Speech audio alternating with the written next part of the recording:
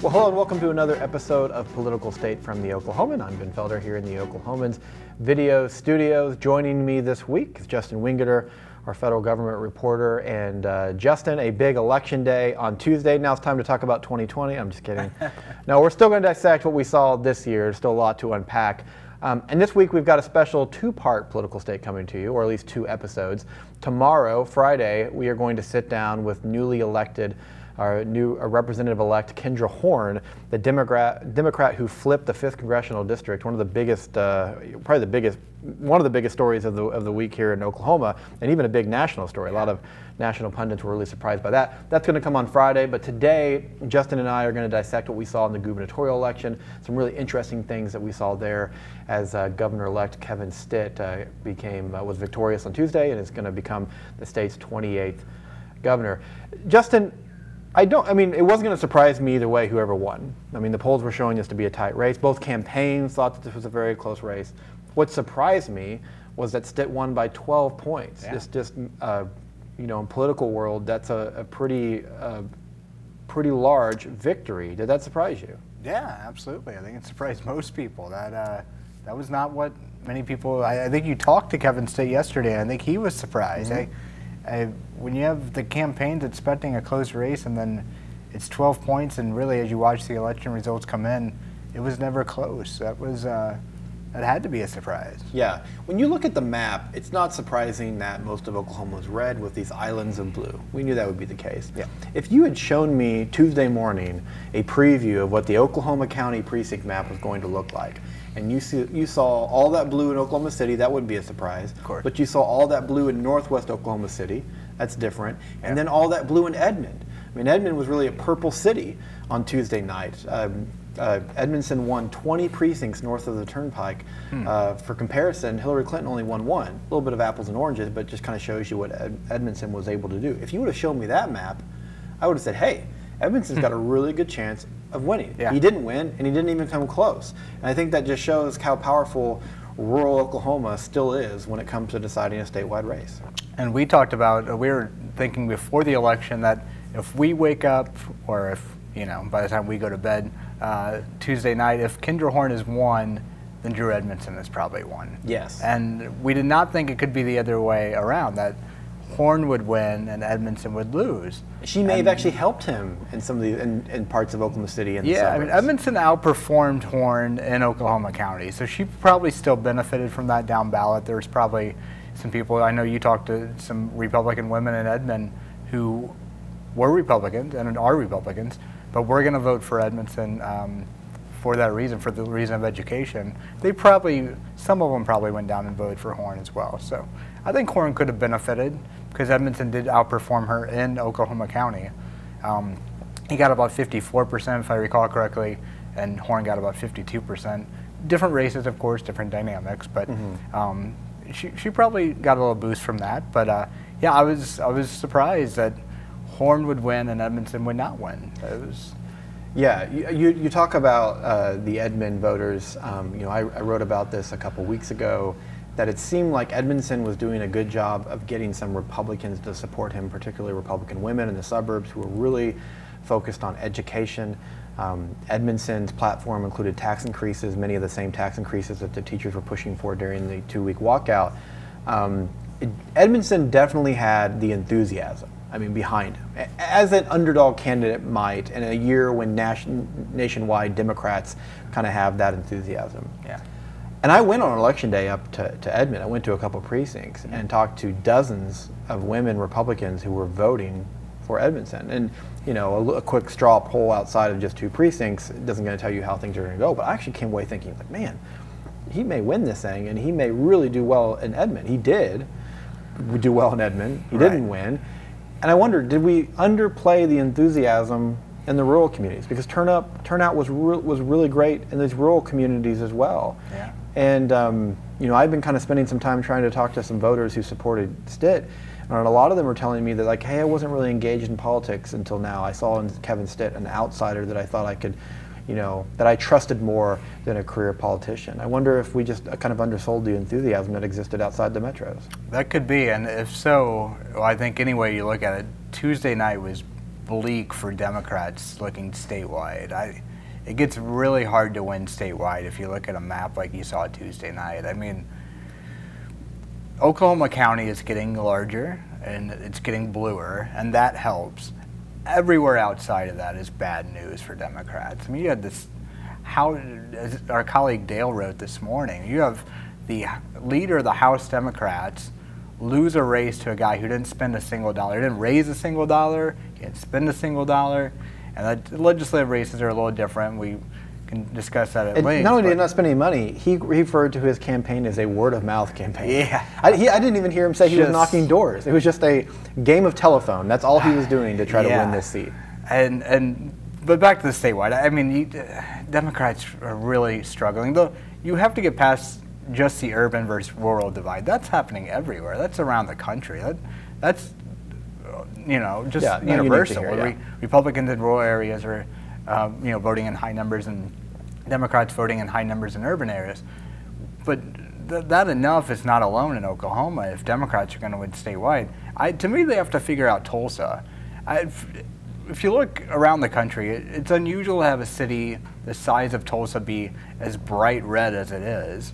And that to me is where you make gains, because if it's going to be urban versus rural, you better take both urban areas by very large margins, and they're not doing that right now in Tulsa especially. So to me, I mean, it's just a bleak map Tuesday night statewide for Democrats. Well, and there, you've got Tulsa and you've got Tulsa County. Tulsa County was red. I mean, there were a lot of precincts within the city limits of Tulsa that were blue. Yeah. And the county is kind of oddly, I mean, it's more of a rectangle, while Oklahoma County is a square with Oklahoma City right in the middle of it. So I feel like you could talk about Oklahoma County and Oklahoma City as being more similar, one and the same. Not quite, but more than you can with Tulsa. Right. Although it's interesting to me because Tulsa has this reputation of kind of being the progressive city in Oklahoma. And if you're progressive in Oklahoma City, I think you've got bragging rights when you take a look at what you're able to do. But yeah, the Tulsa equation I think is interesting. Kevin Stitt's from Tulsa, so maybe he got a little bit of a bump there. I'm sure it helped, yeah. But that to me is just, you got to figure something out statewide if you're Democrats, because Little Dixie is not coming back to the Democrats anytime soon. You're going to lose the rural areas at higher rates than you already are. That's just going to happen. You better make up for it in the urban areas if you stand any chance statewide. And like I said, right now they're doing it in Oklahoma City, excuse me, in Oklahoma County, but that's just not happening as much on the Tulsa side. And you're right. I was looking at Tulsa County as a whole, which is more than just the city, of course. Yeah. So I was talking to the Stitt campaign's pollster today, and basically asking, like, because they had it as a tight race down the stretch as well. And I said, well, what made the difference? What surprised you? Now, and pollsters are going to say, well, it's not so much that we were wrong, it's that the dynamics changed. Right. But there may be some truth to that. He told me, he said, listen, a week out, this was a really tight race. We knew we'd get the rural areas. We knew we wouldn't do well in Oklahoma City proper. But where really we're struggling was not even quite the suburbs, but he called them the kind of collar counties in the Oklahoma City area. So the television market of Oklahoma City, which is broader than the metro. And you've got these counties that are kind of quasi-rural, quasi-urban. Maybe some people live there that work in Oklahoma City, but for the most part, they're on their own. They're kind of rural, but they're connected to Oklahoma City. They probably go to the city a decent amount. They watch Oklahoma City television. They get the city's paper. He said we were struggling there, and mainly because of the attack ads from Drew Edmondson. And he said what we were able to do is we just hammered home the message of Kevin Stitt being an outsider, trying to distance himself from this current administration. And he thinks that they were effective in doing so. I definitely think that this is an outsider election year, so there might be some truth to what he was saying. But I also think when you have a higher turnout election like we had, breaking records, it's hard to predict who the electorate's going to be. Yeah. And I think we may have also undersold the turnout in the rural areas. I think we did, yeah. I think a lot of people did probably. The interesting thing with the outsider, excuse me, the outsider factor there is your interview with Governor-elect Stitt yesterday. I thought I was watching that, I thought a lot of what his messaging was was kind of a kinder Donald Trump. Yeah, yeah. It was an outsider message. Excuse me again, there was a moment when he said, I'm going to speak directly to the people of Oklahoma. And there was something about, and the exact quote. I mean, there's always going to be special interests that try to twist the facts, Yes. try to deceive Oklahomans, saying we don't need to do that. Let's keep it the way it is. That to me is just kind of a kinder, gentler Donald Trump saying, I'm going to go past the typical, and I'm not exactly sure what he's referring to in special interest, but I'm going to go beyond the people Oklahomans typically hear from. I'm going to speak directly to the people of Oklahoma. This to me is interesting. It depends who he's defining as special interest. If he means the legislature, for example, he's in for a messy ride here if he's going to fight them the whole time. But if he is working with the legislature and he might, I mean, could build a coalition that goes past some of the special interests, I guess. I assume he's referring to someone like lobbyist or something like that. It really depends. I think that's the right mindset to come in with, though, because if you're coming in as someone with no government experience, then you either come in with this sort of mindset that you're really going to push through, or you end up getting kind of run by the people who do know how to run government. Yes. And you do become somewhat open to the legislative leaders kind of taking over, running your agenda a little bit, because they do know how to get things done. They have been there, and you don't. He's at least coming in with the right mindset, in my opinion. It is a mindset that runs the risk of angering people. Yeah. I mean, let's face it, when you come in strong, you run that risk. I'm curious, it'll be obviously very interesting to see how this plays out. Yeah, I want to stick on that kind of Trump-esque nature of Stitt, and you referred to my interview with him yesterday, which you can watch on the Oklahoman's YouTube page and newsok.com, and there were lots of moments where I thought, man, this sounds like Trump. Now I want to put this caveat, and we've talked about this before, and I've actually written about this, that I think, to compare someone to Trump, you need to define what you mean by that, because there's two sides to that coin. Yeah. And I wrote about how a lot of Stitt supporters, particularly female supporters, were like, listen, he has the good parts of Trump. I don't think he has the bad parts of Trump. They usually mean the baggage, maybe the grandioseness nature of him. Mm-hmm. One person told me, Trump's a celebrity. Stitt's not a celebrity. I thought that was a good way to put it. But some of the things that he said in that interview, he told me, we're going to put the smartest people around me, the best people. You're going to like the hires that we make. That was an interesting thing. That's very Trump-esque. You're going to enjoy what we're doing there. That quote that you read off, really reminded me of what he was saying, trying to speak directly to the people. To be fair, he said he'd come on this show a lot, so he still wants to use traditional media. We'll hold him to that. We will hold him to that. But there's also been this kind of mindset of Stitt that running government isn't hard. And he's said it before. He's like, this isn't rocket science. This isn't tough. And when you've been really successful in business, like Trump has been in business and brand creation, Trump came into the White House saying, like, this is easy. I can do this. Like, I know how to bring change and to make us run like a business. Right. Trust me. I know what I'm doing. And there's a little bit of that with Stitt. And I don't know that there's as much cockiness, so to speak. And I say that because his wife, in an interview I had with her last week, she kind of said as much. Like, it's nice to be compared to Trump, but there's some differences, and my husband doesn't feel like he has to be the top dog in every room. But he is coming in with this idea that, listen, like, we can change, I can fix this. Like, not me alone, I'm going to have to put myself around with a good team, but I can lead that change. And so there is a little bit of that Trump factor. Yeah, at least he's willing to say, he does seem to know what he doesn't know, and he's willing to build a team around him, and that's really positive. It's nothing special. It's what most governors-elect do, but it's nonetheless a good sign. I mean, Trump sometimes does seem to think he alone can fix it, and he alone will fix it. You obviously have to consult experts. You're just not an expert on everything. When you haven't been in government, you're not an expert on much of anything within the governing realm there. And he'll quickly learn, and has learned quite a bit, I'm sure. But you either become reliant on those other people, or you work with them. He's going to come in very strong with a lot of ideas, a lot of passion. Whether he treads over people or not is what I'm looking for. If he's just if people feel like he's just being, he's just pushing through them, he's ignoring them, or he's, just trying to muscle through his agenda without working with people, then this can get really messy, especially with the legislature.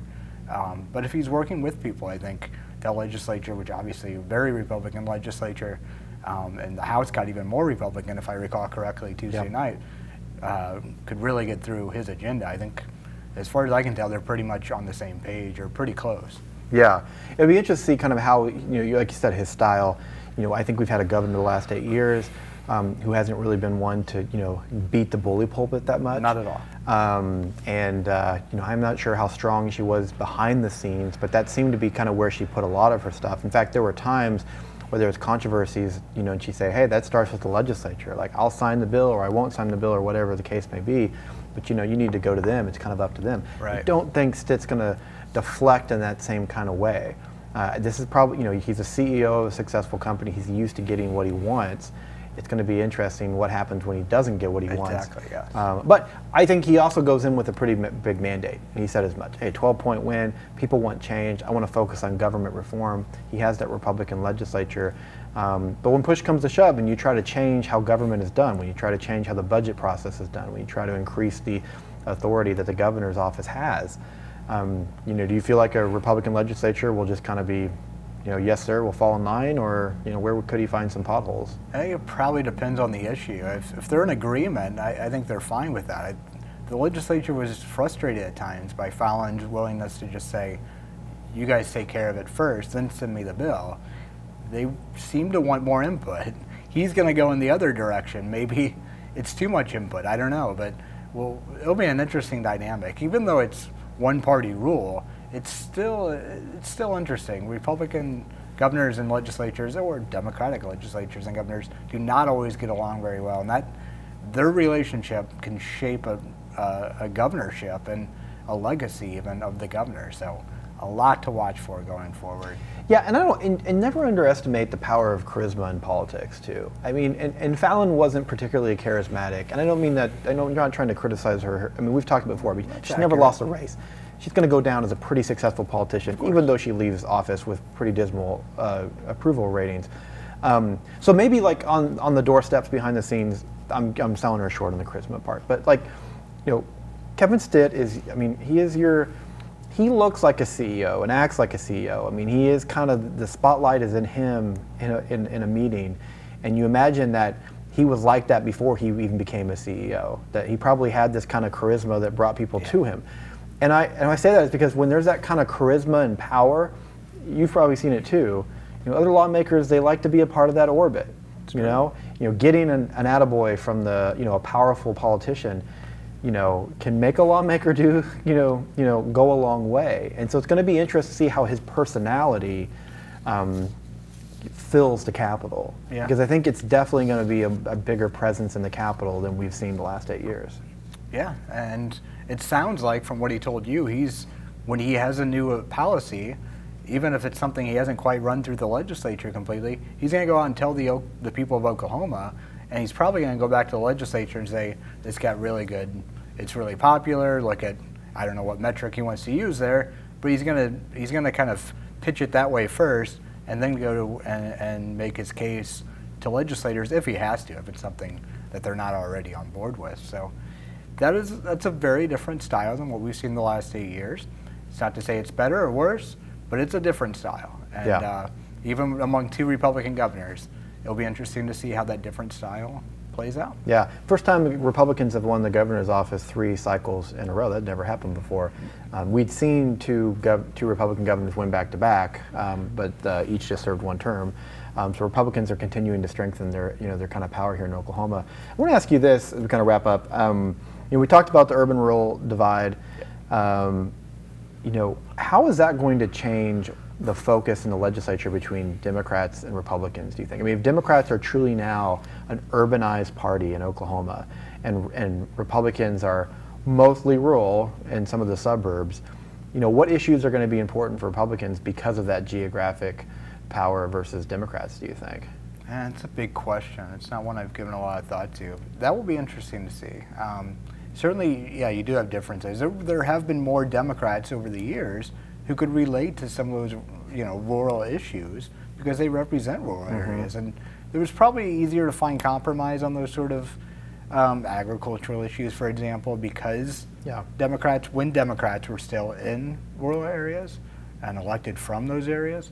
But there's not a great need for compromise on almost every issue when you have this level of dominance by the Republican Party in the legislature. So it'll be interesting. It's a good question, and we'll see what happens. Yeah, I believe the Republicans still have their super majority in the House, which means they can pass through tax increases on their own if they want. I don't think they will. Which I want to mention this. Our news director Chris Castile was in the studio on election night and made this comment, and someone who is maybe watching in a time machine a few years ago would be like, well, no, duh. But he said the biggest takeaway he has had in this election was that you can't win the governor office in Oklahoma by running on a platform of tax increases, which is, insane to think about that would even need to be said. But if Edmondson was running last year, he may have won this thing. There may have been a bigger appetite for tax increases, especially to go to education and teacher pay. But the success of the walkout, in the sense that it got the teacher pay raise done, and it got lawmakers saying we're going to put more money in schools as the economy's growing, maybe took some wind out of the sail for Edmondson as he continued to tell Oklahomans that he wanted to raise taxes. I think that's probably the right read on it. I mean, there are a lot of supporters of Edmondson, and he made this race competitive, but it was in the end, 12-point difference, and that's I think that's a good point. I think that's the right read on it. Yeah. So you said it was a tough night for Democrats. It really was. But if you're a Democrat trying to spin it a little bit, you have some things you can point to. They did pick up a couple of Oklahoma City seats, 2 in the Senate, and then the poster child for your success when you're trying to spin this as a successful night was the election of Kendra Horn to the U.S. Congress. So in tomorrow's episode of Political State, we're going to be joined by the representative-elect, talk to her about her surprising win.